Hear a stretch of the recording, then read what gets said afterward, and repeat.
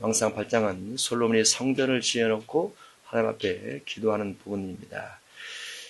성전을 다 짓고 하나님의 언약궤가 성전 안에 들어오게 되고 성전 안에 들어왔던 언약궤를 인해서 하나님의 영광이 성전에 가득 차게 되고, 그리고 그 때문에 솔로몬이 기도하면서 이스라엘 백성들을 향해서 성전을 향해서 이와 같이 기도를 하면 하나님께서 응답 달라는 부분의 내용들이 쭉 기록되어 있습니다. 다만 그 응답의 내용들이 조건적 언약으로 솔로몬도 기도하고 하나님께서도 그에게 응답을 줄 때 조건적 언약 가지고 응답을 주시는 것이 다르게 되어 있습니다. 하나님은 사람에게 맹목적 응답을 주지는 않습니다. 그러나 시작시대는 맹목적 믿음으로 구하고 맹목적인 응답도 있습니다. 구약은 맹목적 응답은 거의 없어요. 아주 특별한 경우 외에는 거의 주지 않습니다. 그러나 신약은 믿음으로 주 앞에 나가게 되면 주님께서 이적과 기적을 일으키시는데 그런 이적과 기적 속에는 맹목적인 부분이 많이 들어있다 이렇게 볼 수 있죠. 그러나 대부분은 조건적 언약의 근거를 해서 하나님께서 복을 주시기도 하고 복을 거두어 가시기도 하고 또는 진노하시기도 하고 그렇다라고 볼 수 있죠. 왕상 8장 1절 이하를 쭉 읽어가면서 강의 형식으로 보도록 하겠습니다. 이에 솔로몬이 여호와의 언약궤를 다윗성 곧 시온에서 메어 올리고자 하여 이스라엘 장로와 모든 지파의 우두머리 곧 이스라엘 자손 내 족장들을 예루살렘에 있는 자기에게로 소집하니. 하나님의 언약궤가 다윗성에 있습니다. 곧 시온에 있습니다. 시온에 있는 하나님의 언약궤를 하나님의 성전에 메어 올리고자 해서 솔로몬이 족장들을 소집을 합니다. 사실 족장들을 소집하는 것은 하나님 앞에 하나님의 법궤를 올리기 위한 어떤 수순 같은 것이지 법궤가 족장들에 의해서 옮겨진다 그것은 아닙니다. 왜냐하면 족장들은 법궤를 만질 자격이나 법궤를 옮길 자격이 없습니다. 직분상 2절 이스라엘 모든 사람이 다 에다님월 곧 일곱째 달 절기에 솔로몬 왕에게 모이고 이스라엘 장로들이 다 이름에 제상들이 궤를 매니라. 여기서부터 법궤에 대한 시작입니다. 법궤는 누가 매게 되어 있죠? 제상들이 매게 되어 있습니다. 법궤는 들고 다니는 건 아니죠. 매게 되어 있습니다. 그래서 들고 다니거나 수레에 태워서 모시고 가거나 이렇게 할 수 없습니다. 반드시 제사장들이 법궤에 있는 채에 꿰어서 매게 되어 있다 볼 수 있죠.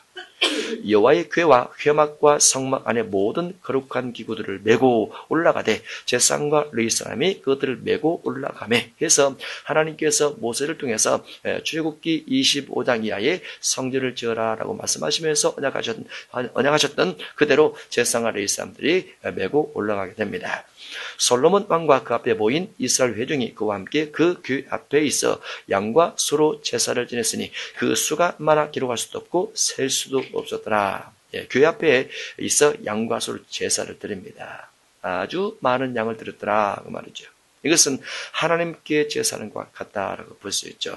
믿지 않는 자들이 드리는 제사하고는 전혀 다릅니다. 왜냐하면 믿는 자들의 이 제사법 속에는 양과 소로 제사를 드리게 되고 이 제사 속에는 무엇이 들어있냐면 레위기 1장부터 7장까지 있는 제물법이 들어가 있습니다. 제물법, 제사법이라 그러죠.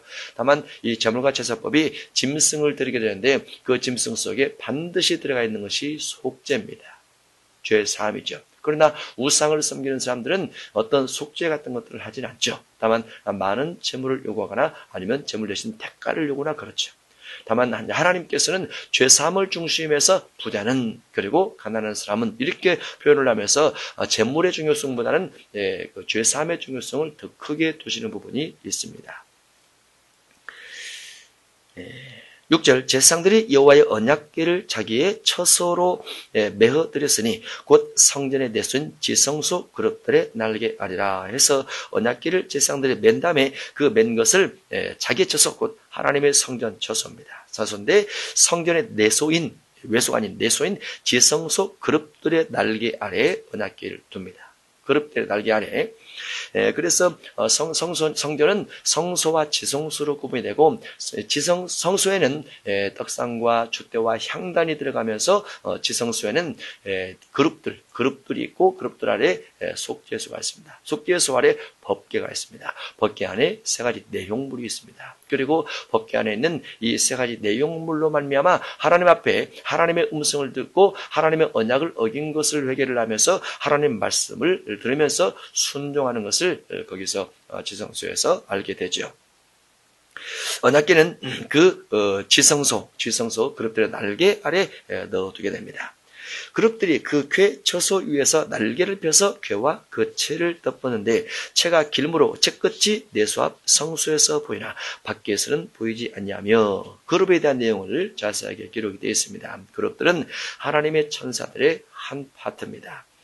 하나님 보좌를 중심해서 보좌 앞에 있는 그룹들인데 본래 그룹은 본래 그룹은 5그룹이 있습니다. 그 중에서 한 그룹이 타락에 대해서 마귀가 되고 네 그룹이 하나님의 성전에 네 그룹이 하나님 보좌 앞에 있게 되는데 솔로몬이 지었던 성전에는 그룹이 둘 있습니다.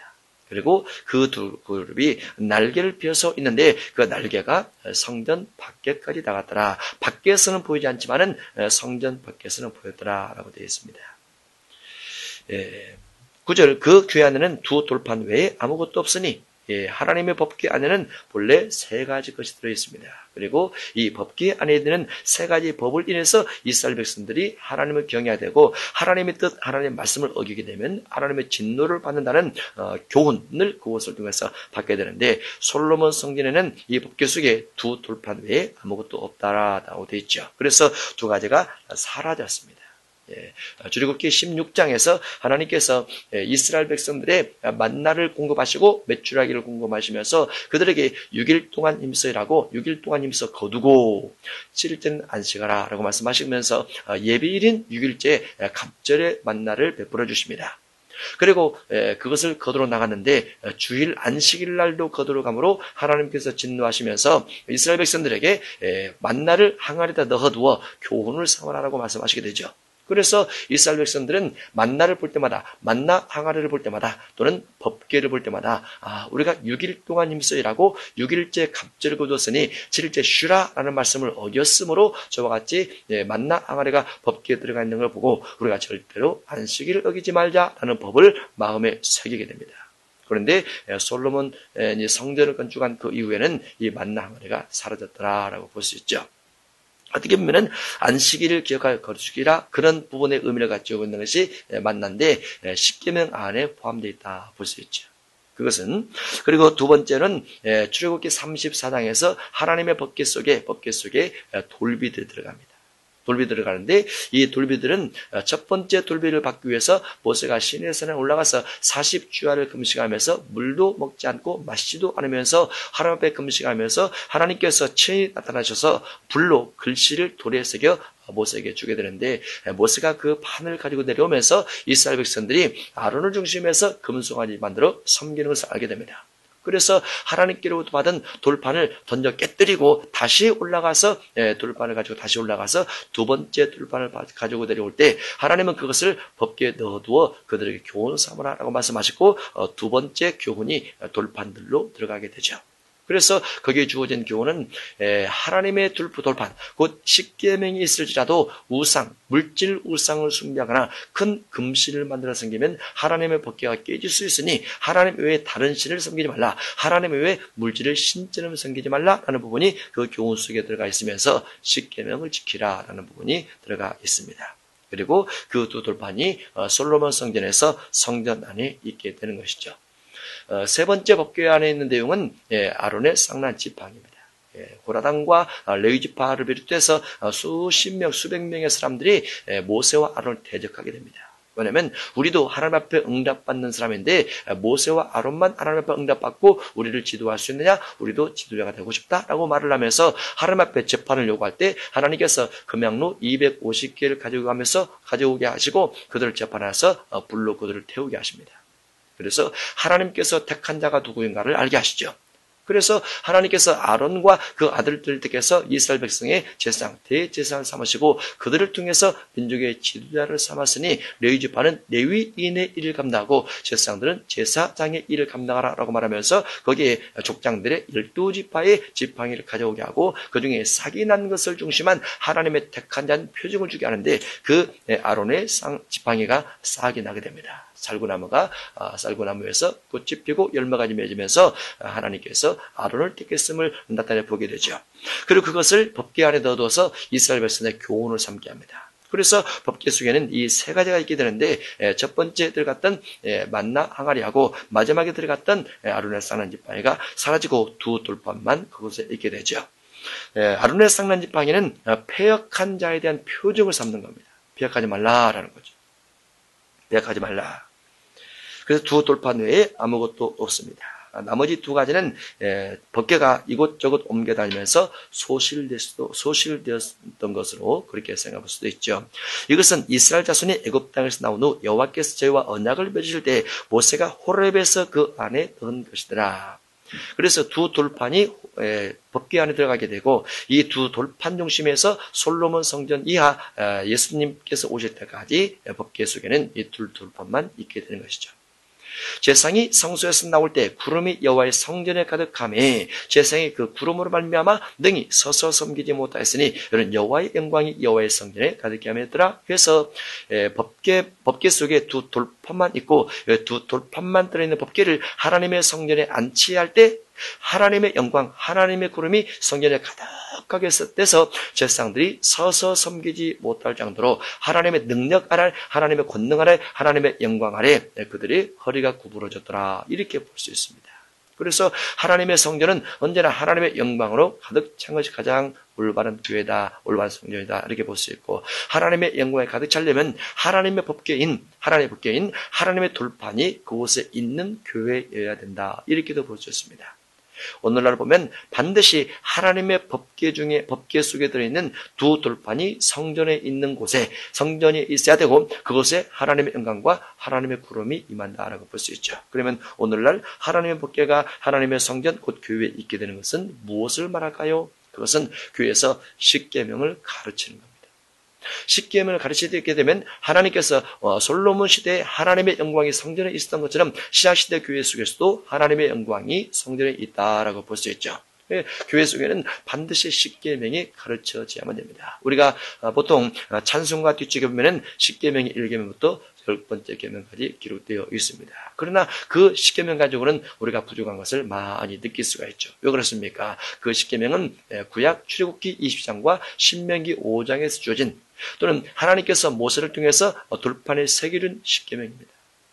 그 십계명은 구약시대의 모세율법의 대표적인 것으로서 모세율법은 그림자 율법이고 본체를 드러나기 위한 조건적 율법에 불과하다라고 볼 수 있어요. 그래서 본체이신 예수님께서 땅에 오셨을 때는 구약의 십계명이 예수님을 중심해서 변경되게 되죠. 예를 들어서 구약에는 여호와 하나님을 찾습니다. 하나님의 이름이 여호와입니다. 신약에서는 예수님을 찾습니다. 유대인들은 지금도 여호와 하나님을 찾음에도 불구하고 예수님을 인정치 아니합니다. 그들은 구원에서 제외된 자들이죠. 마찬가지로 구약에 십계명이 있지만은 그 십계명이 신약에 와서 예수님 중심으로 다 바뀌어야 되고 바뀌어진 것을 가지고 우리가 십계명을 살펴볼 때 온전히 신약 시대에 예수님께서 우리에게 말씀하신 예수님을 따라가는 참 언약을 지키고 있다 이렇게 볼 수 있습니다. 그래서 구약은 하나님 외에 다른 신을 섬기지 말라라고 되어 있는데 신약에는 예수님과 성령님도 같이 섬기게 됩니다. 구약은 형상을 만들지 말라, 하나님을 위해서 형상을 만들지 말라라고 말씀하셨는데 신약은 하나님께서 육신의 형체, 육신의 형상을 입고 이 땅에 태어나셔서 33년 동안 공생을 경험하시고 부활 승천하셔서 하나님 보좌 우편에 앉아 계십니다. 형체에 하나님이 등장하게 된 거죠. 세 번째는 하나님의 이름을 여호와를 망령되이 일컫지 말라라고 말씀하시는데 신약의 예수님은 내 이름을 많이 부르라라고 말씀하시면서 어디서든지 나를 시인하는 사람은 하나님과 하나님의 천사들 앞에서 시인받으리라라고 말씀하십니다. 네 번째는 구약의 십계명은 안식일을 기억하여 거룩히지키라라고 되는데 신약은 안식일을 지키면 안 됩니다. 날짜로도 안 되고 의미상으로도 안 됩니다. 신약은 주일을 지키는 겁니다. 주일. 그래서 마태복음 12장에는 안식일에 대해서 예수님과 바리새인의 논쟁을 하게 되는데 시작 시대는 반드시 주일의 의미를 지키되 그 속에는 사랑과 치유와 귀신을 내쫓는 그와 같은 부분들이 포함되어져야 될 것을 주께서 말씀하시죠. 다섯 번째 계명으로 내 부모를 공경하라라고 되어 있는 것이 신약에 와서는 안 믿는 부모가 생기기 시작하고 안 믿는 자녀가 생기기 시작하면서 주 안에서 내 부모를 공경하라라고 에베소 6장 1절로 변경되게 됩니다. 구약에는 살인하지 말라라고 말씀하셨는데 신약에서는 요한일서 3장 15절에 형제를 미워하면 살인한 자이고 마태복음 5장 22절에 보면 형제를 대해서 노하거나 나가라 하거나 미련한 놈이라 하면 살인한 자와 같다라고 변경되게 됩니다. 구약은 가늠하지 말라 이렇게 말씀하시는데 신약은 여성을 보고 음욕을 뽑는 자마다 마음에 이미 가늠했고 재혼도 가늠이요 이혼도 가늠이라 라고 되어 있으면서 가늠의 범위를 확대하시면서 주님께서 가늠하지 말 것을 권면하시고 가늠하게 되면 눈도 손도 잘라고 뽑아서 가늠의 죄를 짓지 말라라고 말씀하십니다. 구약은 도둑질하지 말라라고 말씀하셨는데 신약은 마태복음 6장 19절 이하에 너희 부모를 하늘에 쌓아두라 땅에 쌓아두게 되면 도둑이 좀과 동록을 먹어서 해하게 된다라고 되어 있습니다. 구약은 거짓말하지 말라라고 되어 있는데 신약은 마태복음 7장 15절 이하에서 거짓 선자를 삼가라라고 말씀하시고 그 거짓 선자의 의미 속에 말씀을 듣고 말씀을 행하지 않고 가르치는 사람을 거짓 선자다라고 표현되어 있으면서 그와 같은 자들은 비가 내리고 바람 불고 창수가 나서 부딪혀 다 무너져 모래 위에 지은 집이 되어 결국은 구원을 얻을 수 없을 것이다 이렇게 표현되어 있습니다. 구약은 탐심하지 말라 이렇게 말씀하시고 신약에서는 탐심은 우상 숭배니라 라고 말씀하시면서 물질 탐심에 대해서 누가복음 12장 중심에서 말씀하실 때 유산을 받는 것도 탐심이라 라고 되어 있습니다. 그래서 십계명이 솔로몬의 성전 안에 법궤 안에 들어가는 것은 신약으로 보면은 그와 같은 관점에서 우리에게 굉장히 중요하고 신약의 율법은 신약 예수님의 사랑 율법을 중심해서 우리가 십계명을 변경된 걸로 지켜갈 때 우리는 하나님의 교회를 온전히 섬기는 삶이라 이렇게 볼 수 있죠. 성전에는 반드시 하나님의 법궤가 있어야 되고 하나님의 법궤를 중심해서 하나님의 영광, 하나님의 구름이 가득 채워지게 되고 그 법궤가 신약에서는 신약 십계명으로 변경돼서 우리가 알고 있어야 될 것을 말씀하고 있습니다. 8장 12절입니다. 그때 솔로몬이 이르되 여호와께서 캄캄한 데 계시겠다 말씀하셨사오나 그때 솔로몬이 이르되 여호와께서 캄캄한 데 계시겠다 말씀하셨사오나 왜냐하면 구약의 회막은 출애굽기 40장 하나님께서 말씀하신 대로 모세에게 지키를 명하시고 모세는 보살렐과 오홀리압에게 말을 내서 하나님의 회막을 지었던 출애굽기 40장의 회막은 가죽으로 온 천지를 다 덮습니다. 동서남북을 다 덮어요. 그래서 그 안에 촛불을 켜고 촛대를 켠 것 외에는 어떠한 빛도 외부에서 들을 수 없습니다. 그래서 일반적으로 제사에 들어가면 깜깜합니다. 깜깜하죠. 그것 하나님께서 깜깜한 데 계시겠다라는 거죠. 그래서 12절의 말씀이 이렇게 있는 겁니다. 그때 솔로몬이 이르되 여호와께서 캄캄한 데 계시겠다 말씀하셨사오나 내가 참으로 주를 위하여 계실 성전을 건축하셨사오니 주께서 영원히 계실 처소로소이다. 주님께서 영원히 계실 집을 짓습니다. 하나님의 집입니다. 성전은 하나님의 집이다. 하나님의 거하는 거처입니다. 땅에 있는 하나님의 거하는 거처죠. 그런데 이 솔로몬 성전은 누가 설계도를 그렸냐면 다윗이 설계도를 그렸습니다. 다윗은 어떻게 그리게 되냐면 하나님의 감동을 받아서 그리게 됩니다. 모세가 하나님의 회막 성전을 지었을 때도 하나님께서 하늘에서 보여준 식양대로 회막 성전을 짓습니다. 그래서 회막성전은 이 땅에 하나님께서 모세에게 지으라 말씀하신 것이고 하나님께서 지으란 대로 그대로 명한 대로 가금없이 만들겠지만은 하나님 나라의 모형입니다. 마찬가지로 솔로몬 정령도 하나님께서 다윗에 감동을 주시고 설교도를 그렇게 하시고 설교도대로 솔로몬이 짓게 되는데 이것 역시 하늘의 모형에 불과하다라고 볼 수 있죠. 그래서 하나님은 하늘에 계시고 하나님의 성전을 새 예루살렘의 성을 준비하면서 하늘에 계시지만 땅에서 하늘의 모형인 성전을 지으면서 이것이 하나님의 거처라라고 말하고 있는 거죠. 오늘날 교회도 똑같습니다. 아버지 집입니다. 아버지 집이란 아버지께서 거하시는 집이라 그 말이죠. 의미상으로 육신의 하나님이 아닌 영적 하나님이기 때문에 영적인 의미를 가지고 하나님께서 신약교회도 계신다 그 말이죠. 그러면 신약교회도 무엇이 있어야 된다고요? 법궤가 있어야 된다라는 거죠.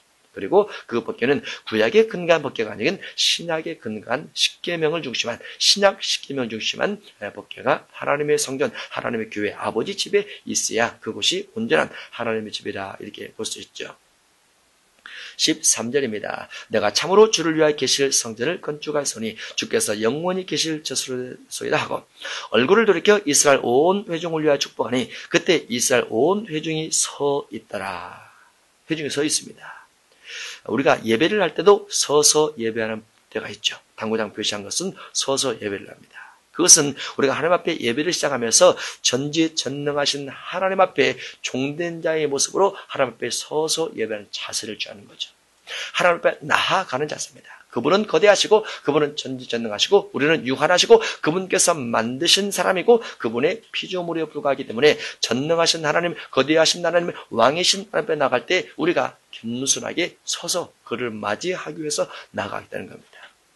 재판정에서 재판을 할 때도 법관이 들어오게 되면 사람들이 다 서 있습니다.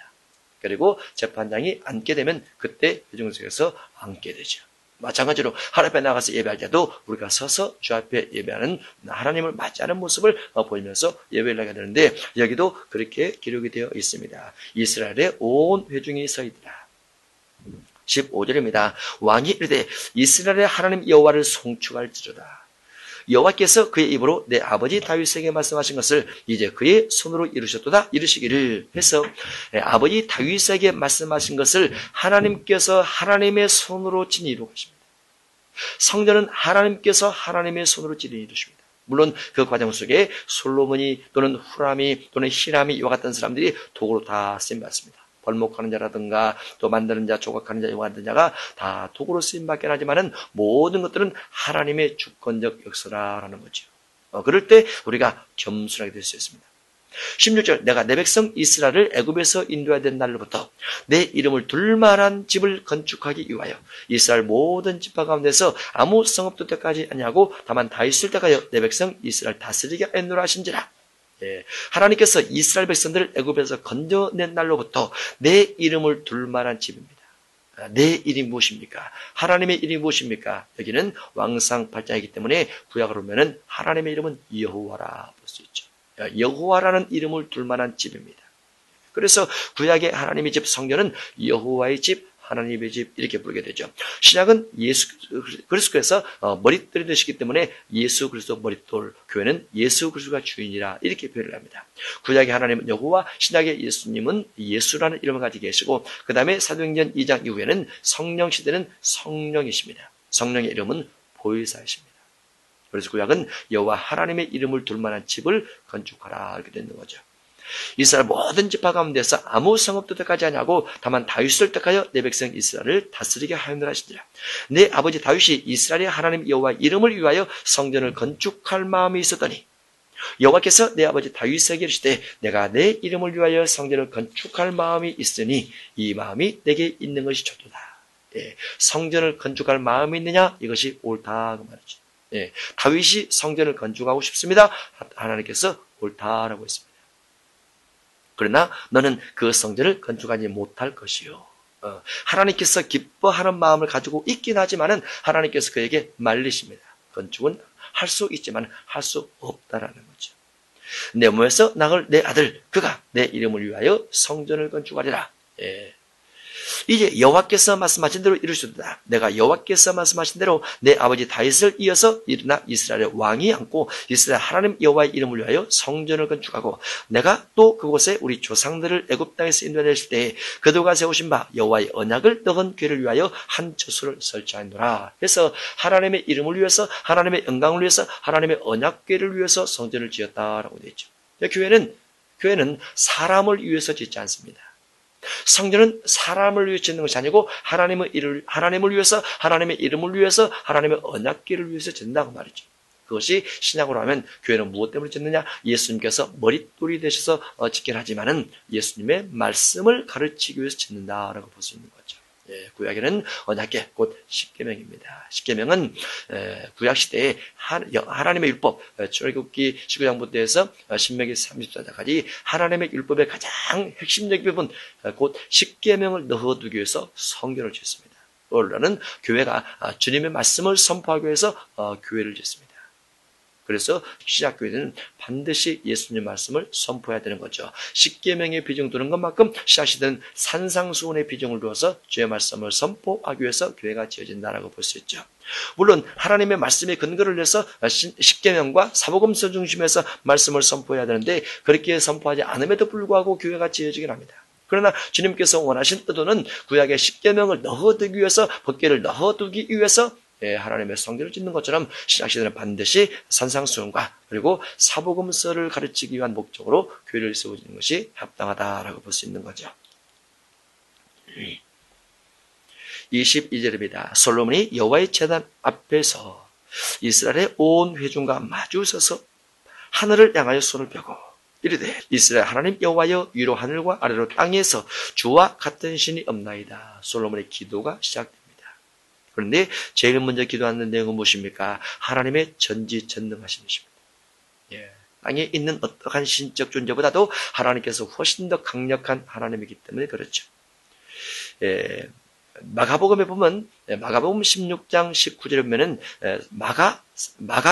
마가라는 예수님의 제자가 예수님께서 하늘에 오르셔서 하나님 보좌 우편에 앉으시니라 라는 부분이 기록되어 있습니다. 마가는 어떻게 예수님께서 하나님 보좌 우편에 앉을 것을 알게 되었을까요? 구름 위로 올라간 예수님을 눈으로 보았다 할지라도 구름까지밖에 안 보입니다. 그런데 그는 예수님께서 하나님 보좌 우편에 앉으시니라 라는 것을 명확하게 기록하고 있습니다. 대단한 영감을 가진 사람이라고 볼 수 있죠. 하나님께서 이스라엘 백성들을 향해서 솔로몬이 이스라엘 백성들을 향해서 성전을 향해서 하나님 앞에 손을 펴고 기도합니다. 하나님의 전능하심에 대해서 먼저 말씀을 하시죠.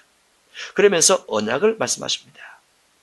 하나님은 상천 하지에 오직 한 분이신데 주께서는 온 마음으로 주 앞에서 행하는 종들에게 언약을 지키시고 은혜를 베푸신다이다. 하나님은 언약의 하나님이라는 거죠. 하나님은 하나님의 언약을 지키시고 사람은 사람의 언약을 지킵니다. 그래서 하나님께서 우리에게 요구하신 사람을 향한 언약을 우리가 지키게 되면 하나님께서 우리에게 반드시 축복해 주신다라고 볼 수 있죠. 24절 주께서 주의 종 내 아버지 다윗에게 하신 말씀을 지키사 주의 입으로 말씀하신 것을 손으로 이루심이 오늘과 같으니이다. 하나님께서 다윗에게 말씀하셨어요. 내 아들을 통해서 성전을 짓겠다. 그리고 하나님은 아들을 통해서 정말 성전을 지으셨습니다. 다윗도 할 수 없었던 그 성전을 짓게 하십니다. 출애굽기 40장에서 회막 성전을 짓고 그 회막 성전이 여호수아를 중심해서 가나안 땅에 실로의 회막 성전이 옮겨지게 됩니다. 그리고 실로의 회막 성전이 옮겨지면서 유명한 사사들이 많이 나옵니다. 유명한 사사들이 많이 나오고 유명한 선지자들이 나오고 사울 왕이 나왔음에도 불구하고 하나님의 성전을 못 지었죠. 짓지 못했습니다. 그 사이에 수백 년이 지나게 되죠. 수많은 위대한 사사들이 지나갑니다. 그런데 다윗을 통해서 하나님께서 지을 마음을 주시고 그 지을 마음이 하나님 보시기에 좋았더라고 하지만은 다윗의 일을 통해서 짓지 않고 그 아들 솔로몬 때에 성전을 짓게 되죠. 그러면서 솔로몬이 하나님 앞에 감사하는 법이 됐습니다. 25절입니다. 이스라엘의 하나님 여호와여 주께서 주의 종 내 아버지 다윗에게 말씀하시기를 내 자손이 자기 길을 삼가서 네가 내 앞에서 행같이 내 앞에서 행하기만 하면 이라는 이제 조건이 붙기 시작합니다. 이 다윗 솔로몬의 기도 속에는 다 조건입니다. 물론 하나님의 성전을 중심해서 하나님께서 엄청난 축복을 줘야 될 것을 말씀하고 있지만은 하나님의 축복은 반드시 솔로몬이 했던 기도 속에 그 언약, 그 조건을 통해서 오게 되기를 솔로몬이 기도하고 있습니다. 그래서 하나님께서 모세를 통해서도 여러 가지 언약을 말씀하시고 언약을 중심해서 축복과 언약을 중심해서 진노와 언약을 중심해서 저주를 주신다라고 되어 있는 것처럼 솔로몬 성전을 멋지게 짓고 화려하게 짓고 아름답게 지었음에도 불구하고 솔로몬이 기도할 때는 언약을 중심해서 복과 저주를 달라고 그렇게 기도하고 있습니다. 그래서 오늘날 교회 속에서도 반드시 축복과 저주 두 가지 형태가 나타나게 됩니다. 우리가 교회를 다니기 때문에 솔로몬 성전보다 화려하지 못한 교회를 다닙니다. 솔로몬 성전보다 웅장하지 못한 교회를 다닙니다. 솔로몬 성전보다 건축비가 덜 들어간 교회를 다닙니다. 그러나 솔로몬은 대단한 성전이죠. 그럼에도 불구하고 솔로몬이 기도했던 모든 내용은 하나님의 언약을 중심해서 복과 저주가 성도에게 온다라는 것을 가르치게 됩니다. 마찬가지로 오늘날도 교회를 다니면서 하나님의 언약을 중심해서 복과 저주가 올 수 있다는 것을 기억하면서 성전을 다녀야 돼요. 예, 축복만 오는 것이 아닙니다. 이와 같은 말씀을 기억할 때 우리가 신앙적 정신을 바짝 차려서 주님을 섬길 수 있다고 볼 수 있죠. 그래서 25절에 면이라는 단어가 중요하죠.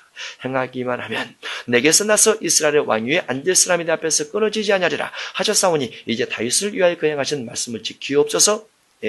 내 앞에서 하나님께서 말씀하신 대로 살기만 한다면 왕위가 끊어지지 아니하리라 하신 말씀을 지키시옵소서라고 말하고 있습니다. 하나님께서 하나님의 약속을 지키기를 요구하고 있습니다.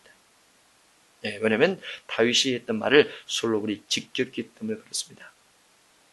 26절 그런즉 이스라엘 하나님이여 원하건대 주는 주의 종 내 아버지 다윗에게 하신 말씀이 확실하게 하옵소서. 내가 주님의 약속을 지키고 내가 아버지 다윗의 약속을 지켜서 성전을 지었으니 이제는 주께서 약속을 지키실 때입니다. 주께서 약속을 지켜주셔야만 됩니다. 라고 요구하고 있는 거죠. 누가 이렇게 당당히 기도할 수 있을까요? 언약을 아는 자가 그렇게 기도할 수 있습니다. 27절입니다. 하나님이 참으로 땅에 거하시리가 하늘과 하늘들에 안으리라도 주를 용납하지 못하겠거든 하물며 내가 건축한 이 성전이 오리까. 하나님의 전능하심, 하나님의 거대하심에 비하면 이 성전은 아무것도 아니라고 말이죠.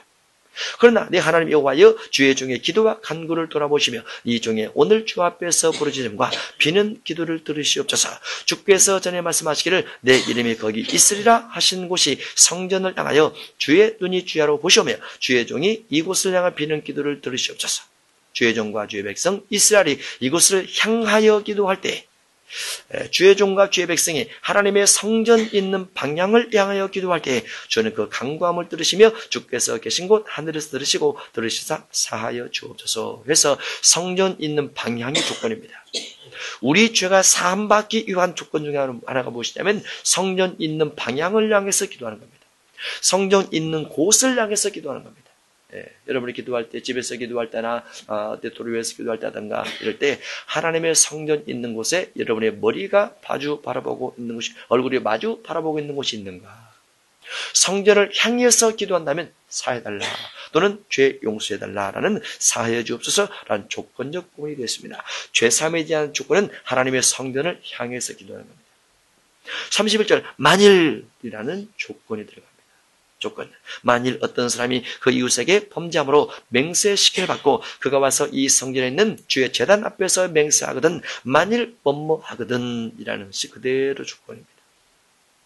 맹세시킴 받고 성전에 있는 제단 앞에서 맹세하거든 주는 하늘에서 들으시고 행하시되 주의 정도를 심판하사 악한 자의 죄를 정하여 그 행위대로 그 벌이 돌리시고 의로운 자를 의롭다 하사 그의 의로운 바대로 갚으시옵소서.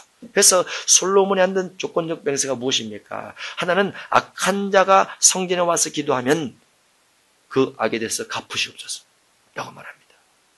비록 하나님의 성전이지만, 비록 주님의 법궤가 있는 곳이지만은, 비록 하나님의 임재가 있는 곳이지만은, 비록 하나님의 성전이라는 거룩한 곳에 와서 기도한다 할지라도 그 행위가 악하면 악한 자가 기도할 때 그를 치시옵소서 라고 기도하고 있어요. 그게 조건입니다. 그렇지만은 만일 그가 돌이켜 의롭게 된다고 하면 주께서 그 의대로 그를 갚으시옵소서라고 말하고 있습니다. 우리가 성경의 내용이 신약으로 이어져 온다고 하면 신약 교회 속에서도 무조건 성전에 와서 기도한다고 되는 것은 아니라라고 볼 수 있죠. 다만 어느 때 복을 받습니까? 의로운 자를 의롭다 하사 우리가 주 앞에 회개하고 주의 피를 통해서 빨고 십자가 피를 통해서 빨고 주 앞에 나가 용서를 구하면 주께서 사해 주시고 응답 주신다라고 기록되어 있습니다. 33절입니다. 만일 주의 백성 이스라엘이 주께 범죄하여 적국 앞에 패하게 되므로 주께로 돌아와서 주의 이름을 인정하고 이 성전에서 주께 기도하며 간구하거든 이라는 만일과 간구하거든 이라고 되어 있습니다. 전쟁에 졌습니다. 전쟁에 져서 돌아와서 하나님께서 우리를 전쟁에서 패하게 하셨도다 하면서 성전에 나와 주 앞에 기도하거든 주는 하늘에서 들으시고 주의 백성 이스라엘의 죄를 사하시고 전쟁에 패했을 때 전쟁에 패하고 하나님의 성전에 와서 기도할 때 하나님께서 그들을 향해서 제일 먼저 요구하는 것이 무엇입니까? 너희 죄가 사함받으라. 첫 번째입니다. 우리가 인생 살다가 힘들어서 하나님의 성령 앞에서 기도할 때 하나님께서 우리에게 제일 먼저 요구하는 것이 무엇입니까? 회개했느냐라는 거죠. 회개했느냐. 이 성전에서 주께 기도하거든 주의 이름을 인정하고 이 성전에서 기도하거든 기도하며 간구하거든 주는 하늘에서 들으시고 주의 백성 이스라엘의 죄를 사하시고 그들의 조상들에게 주신 땅으로 돌아오게 하옵소서 해서 적국에게 패하고 돌아왔을 때 죄 사함과 회복을 위한 기도를 할 때 회개를 위한 기도, 회개를 통해서 회복을 위한 기도와 돌이킴에 대한 축복 기도를 할 때 하나님께서 응답 주시겠다라고 되어 있습니다. 35절입니다. 만일 그들이 주께 범죄함으로 말미암아 하늘이 닫히고 비가 없어서 하늘이 닫히고 비가 없는 이유가 무엇입니까? 그들이 주께 범죄하기 때문에. 그렇죠? 범죄하기 때문에. 주께 벌을 받을 때 이곳을 향해서 기도하며 주의 이름을 찬양하고 그들의 죄에서 떠나거든. 하나님의 성전을 향해서 기도하면서 주님을 찬송하고 그들의 죄에서 떠나거든. 주에서 떠나거든. 조건입니다. 주는 하늘에서 들으사 주의 종들과 주의 백성 이스라엘의 죄를 사하시고 그들의 마땅히 행할 선한 길을 가르쳐 주시오며 주의 백성에게 기업으로 주신 땅에 비를 내리시옵소서 하면서 죄에 대해서 사함 받을 때 주께서 하늘과 땅을 고치셔서 그들에게 풍부함을 주겠다라고 말씀하고 있습니다.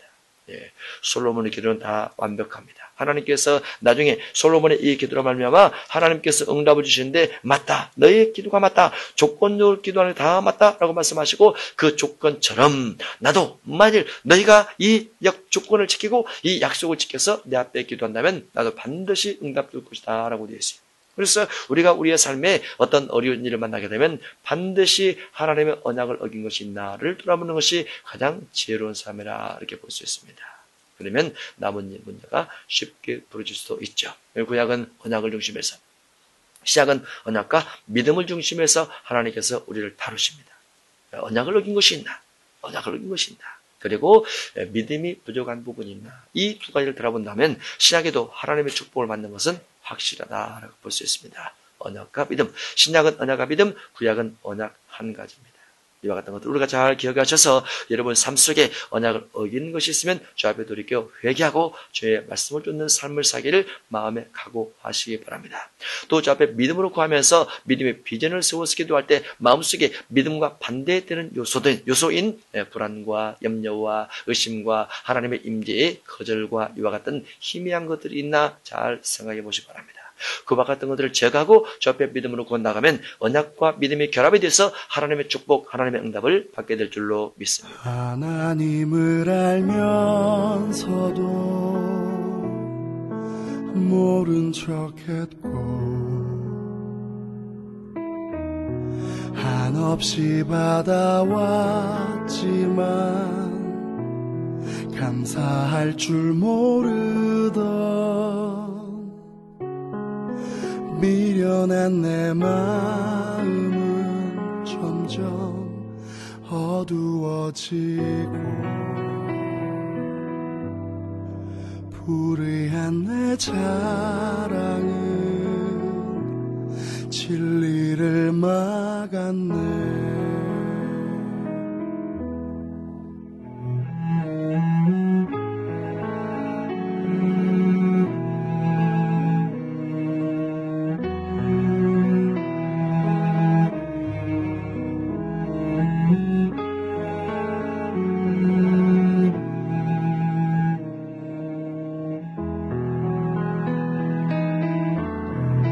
나의 마음에 하나님 두기를 싫어하고 더러움에 내버려진 영혼 하나님 영광을 서거지 우상으로 바꾼 나는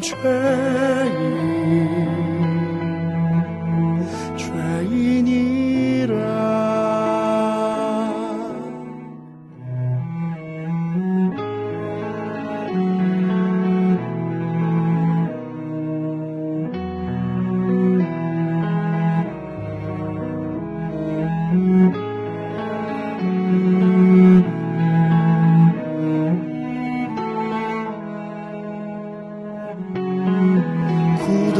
어린 마음은 이젠 열리지 않고 마시고 또 마셔도 목마른 내 영혼 나의 마음에 하나님 두기를 싫어하고 더러움에 내버려진 영혼 하나님 영광을 썩어질 우상으로 바꾼 나는 죄인이라 어두운 바다 한가운데 빠져 죽어가는 나를 찾아 이 땅에 오셔서 더러운 날 위해 십자가에 달리신 예수 그는 사랑이라